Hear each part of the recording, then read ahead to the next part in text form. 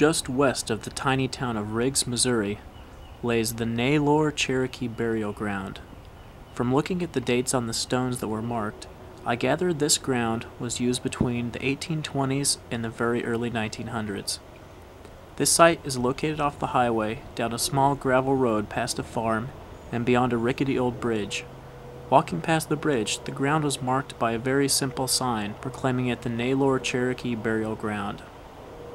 The undergrowth has grown around and over most of the stones, and it's quite a surreal experience to stand by myself in this secluded Cherokee burial ground.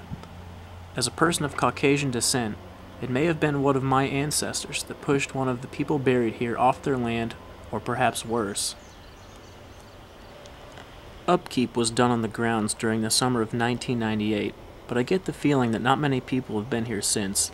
Sadly, the area isn't well taken care of like it should be.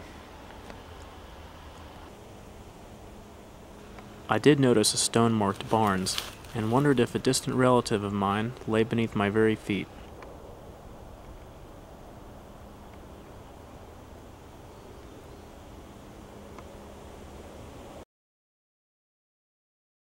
Just a couple miles away from the Naylor site is the Locust Grove Baptist Church, which was used by a number of Cherokee families for many years. This cemetery was used primarily after the Naylor ground. However, some of the stones have overlapping date ranges. The Locust Grove Cemetery was used from 1882 through the 1970s.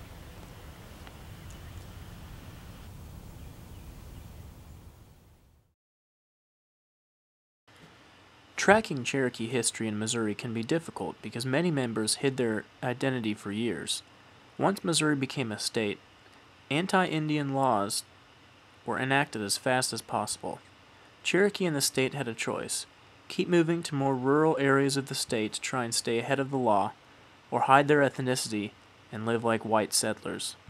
From statehood in 1821, Missouri lawmakers passed laws making it essentially impossible for Native Americans to inhabit the state with their natural customs.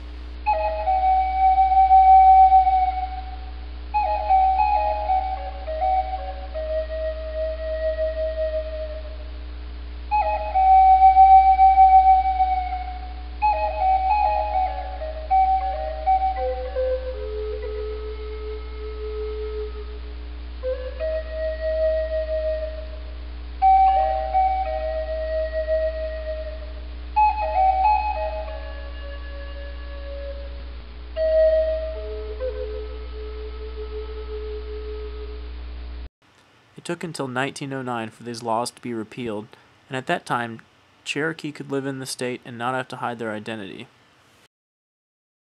Today, Cherokee and Missouri are working hard to gain recognition as a separate entity within the state, the Northern Cherokee Nation of the old Louisiana Territory.